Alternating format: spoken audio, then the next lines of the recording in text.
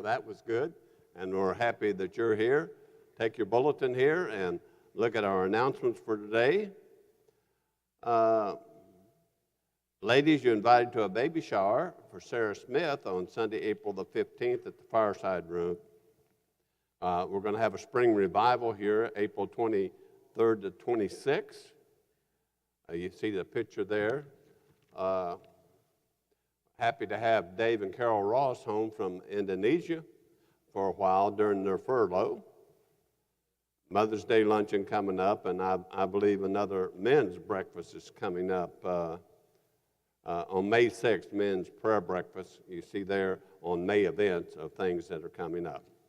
So these and other things are coming up. I was talking to Urshel Murphy just a few minutes ago as we was looking at the crosses, and he asked about the ones, the white, the purple, and the black. Did they have significance? And I said, I didn't know. I said, maybe Catholicism has a meaning for it. But as I stood there and looked at it a while, I thought, well, maybe there is something to it.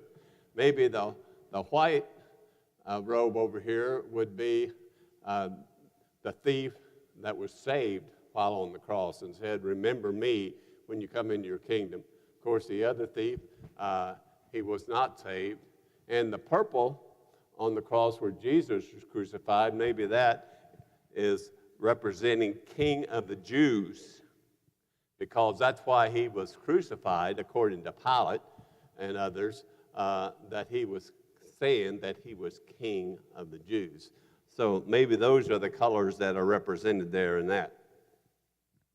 There's a lot of historical things about Easter and so forth, some good and some not so good.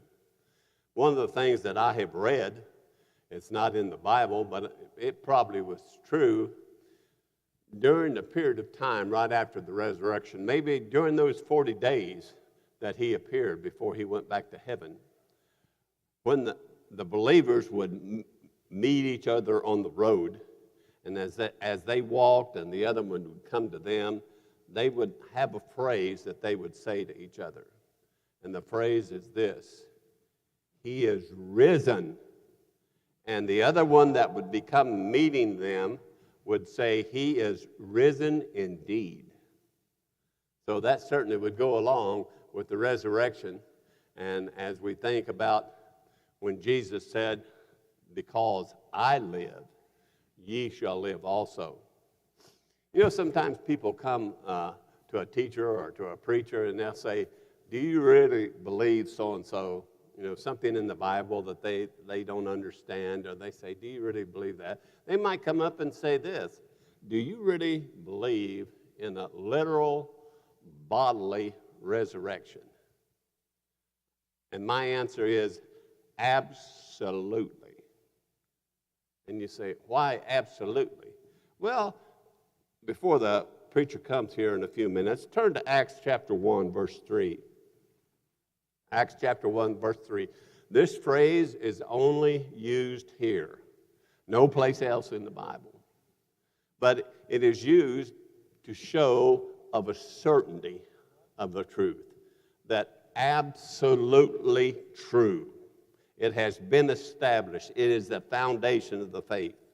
So Acts chapter 1, verse 3 says, to whom Jesus showed himself alive after his passion by what? Many infallible proofs, being seen of them 40 days. You know, we use the word infallible and inerrant concerning the Bible, and it is. But the only place that the word infallible is in the Bible is here. And it is tied to the word proof, infallible proofs. In the Greek, it's one word, and it's translated infallible proof. It means of a certainty. You know, in places Jesus said what? Truly, truly, I say unto you, of a truth, of a truth. Jesus is the truth. God is truth. The Scriptures are truth. But he showed himself alive after his passion by many infallible proofs. It was established. It was established by the miracles that was around the resurrection, by the proof of Jesus' appearance to the disciples at least 10 times, and all the things that come about with the resurrection of Christ. You know, the women came to the tomb to anoint the body of Christ with spices. And as they walked to the tomb, they started thinking, how are we going to get in the tomb? How are we going to move that stone that's closing up the tomb? How's that going to be? And when they came to the tomb, the stone was removed. Why was it removed? I can tell you it wasn't removed to let Christ out. Christ was already out. It was removed to let the woman in to see that the tomb was empty. That's why it was removed. So when we're thinking about infallible proofs, absolutely, we know that these things, these proofs, again and again, and they were seen of them, they seen Christ in these different infallible proofs for 40 days. How was this stone removed? By an earthquake. By an earthquake. Because the Romans had that stone over that tomb sealed.